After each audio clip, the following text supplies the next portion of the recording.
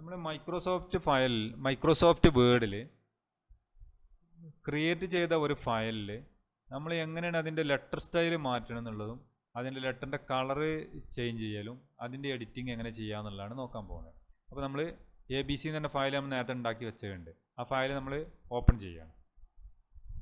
അത് ഓപ്പൺ ചെയ്തപ്പോൾ ASDFGF LKJHJ ഇത്ര ലെറ്റർ നമ്മൾ ഇതിൽ ടൈപ്പ് ചെയ്ത് വെച്ചിട്ടുണ്ട്. അപ്പോൾ ഇത് സെലക്ട് ചെയ്യണം. സെലക്ട് ചെയ്യൽ എങ്ങനെയെന്ന് വെച്ചാൽ ഒന്നുകിൽ നമ്മൾ കീബോർഡിൽ കാണുക ഷിഫ്റ്റ് പ്രസ് ചെയ്യുക. ഷിഫ്റ്റ് പ്രസ് ചെയ്തിട്ട് റൈറ്റിക്കുള്ള ആരോ ക്ലിക്ക് ചെയ്തുകൊണ്ട് അതായത് ടൈപ്പ് ചെയ്തുകൊണ്ടിരുന്നാൽ മതി. ആ ടൈപ്പ് ചെയ്തിരുന്നാൽ വേറൊരു കളർ കാണിക്കും. അതല്ലാന്നുണ്ടെങ്കിൽ നമ്മൾ മൗസ് ഫസ്റ്റിൽ കൊണ്ടുവെക്കുക. അവിടെ ക്ലിക്ക് ചെയ്തിട്ട് ലെഫ്റ്റ് ബട്ടൺ ക്ലിക്ക് ചെയ്തിട്ട് റൈറ്റ് സൈഡിലേക്ക് ഡ്രാഗ് ചെയ്യുക. അങ്ങനെ ചെയ്താലും നമുക്ക് എന്ത് ചെയ്യാൻ പറ്റും, അത് വേറെ സെലക്ഷനായി വരും, അതായത് വേറെ കളറിൽ കാണിക്കും. ഇനി നമുക്ക് ഇവിടെ കാണിക്കും ഫസ്റ്റ് ബോൾഡ് എന്ന് കാണിക്കും. അപ്പോൾ നമ്മൾ ആ ബോൾഡ് അതിൻ്റെ തിക്നെസ് ഒന്ന് കൂട്ടാനാണ് ഉപയോഗിക്കുന്നത്.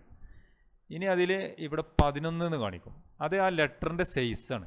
അത് നമുക്ക് ചെറുതാക്കുകയോ വലുതാക്കുകയോ എന്ത് വേണം ചെയ്യാൻ പറ്റും. അപ്പോൾ നമുക്ക് അതിൻ്റെ 11 നേരത്തെ ഉണ്ടായിരുന്നത്, അത് നമ്മൾ കൂട്ടിക്കൊണ്ടിരിക്കുകയാണ്. കണ്ടോ, ഇപ്പോൾ നമ്മൾ അതിൻ്റെ സൈസ് കൂടിക്കൊണ്ട് വരുന്നത് കാണാം. അപ്പോൾ നമ്മൾ 48 ആക്കി കഴിഞ്ഞാൽ ഇത്രയും സൈസായി കഴിഞ്ഞു. ഇനി നമുക്കതിൻ്റെ കളറ് മാറ്റണം എന്നുണ്ടെങ്കിൽ ഈ എന്ന് എഴുതിയിട്ട് ഫോണ്ട് കളർ കാണിക്കും. അപ്പോൾ നമ്മളതിൽ ക്ലിക്ക് ചെയ്യുക. ഇതിൽ ഏത് കളറാണ് വേണ്ടിയെന്നുണ്ടെങ്കിൽ ഇവിടെ സെലക്ട് ചെയ്ത് കൊടുത്തു കഴിഞ്ഞാൽ അതിലുള്ള കളർ നമുക്ക് ഇവിടെ കാണിക്കാൻ. ഇപ്പോൾ നമ്മൾ ഗ്രീന് സെലക്ട് ചെയ്തു, അപ്പോൾ അവിടെ ഗ്രീനായി മാറും. ഇനി നമുക്കത് ഇറ്റാലിക് എന്ന് പറഞ്ഞ ഓപ്ഷൻ ഉണ്ട്. ഇറ്റാലിക് എന്ന് പറഞ്ഞാൽ അത് റൈറ്റ് സൈഡിലേക്ക് ഒന്ന് ചരിക്കാനാണ്, മുകളിൽ റൈറ്റ് സൈഡിലേക്ക് ചരിക്കുക. കണ്ടോ, ഇതാണ് ഇറ്റാലിക്. ആ ഒന്നുകൂടെ ക്ലിക്ക് ചെയ്ത് കഴിഞ്ഞാൽ സാധാ പോലെ തന്നെ ആവും, നോർമലായി മാറും. ഇനി നമ്മൾ ഒന്നുകൂടെ ക്ലിക്ക് ചെയ്ത് കഴിഞ്ഞാൽ റൈറ്റ്. പിന്നെ യു കാണിക്കും. യു എന്ന് ഇട്ടിട്ട് അതിൻ്റെ അടിയിലൊരു ലൈൻ ഇട്ടുണ്ട്, അതാണ് അണ്ടർലൈനാണ്. നമ്മൾ ലെറ്ററിന് അണ്ടർലൈൻ ചെയ്തു. പിന്നെ വേറൊന്ന് കാലിബ്രി ബോഡി എന്നാണ്. ഇതെന്താണെന്ന് വെച്ചാൽ ഈ ലെറ്ററിന് നമ്മൾ ഓരോ ലെറ്റർ സ്റ്റൈലിനും ഓരോ പേരുണ്ടാവും. ഇപ്പോൾ ഈ കാലിബ്രി ബോഡി എന്ന് പറഞ്ഞ ലെറ്റർ സ്റ്റൈലിലാണ് ഇപ്പോൾ നമ്മൾ ടൈപ്പ് ചെയ്തിട്ടുള്ളത്.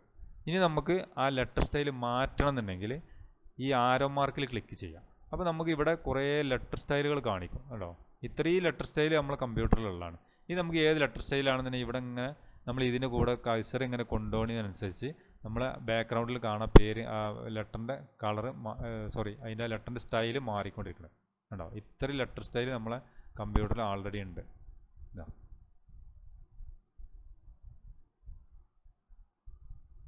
ഇവിടെയും ക്ലിക്ക് ചെയ്യാം. ഇവിടെ ക്ലിക്ക് ചെയ്താൽ ഇവിടെ നമുക്ക് കാണാൻ പറ്റും. കണ്ടോ, അപ്പോൾ നമുക്ക് ഇതുപോലെ ലെറ്റർ സ്റ്റൈൽ മാറ്റാം.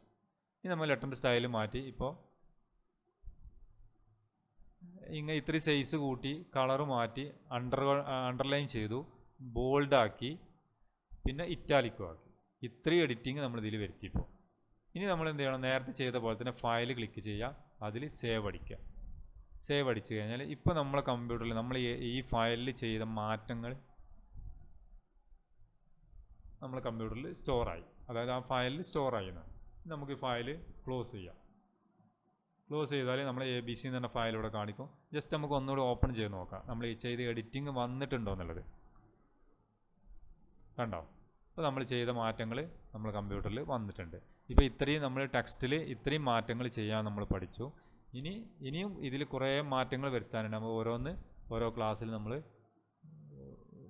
മനസ്സിലാക്കാം. ഓക്കെ.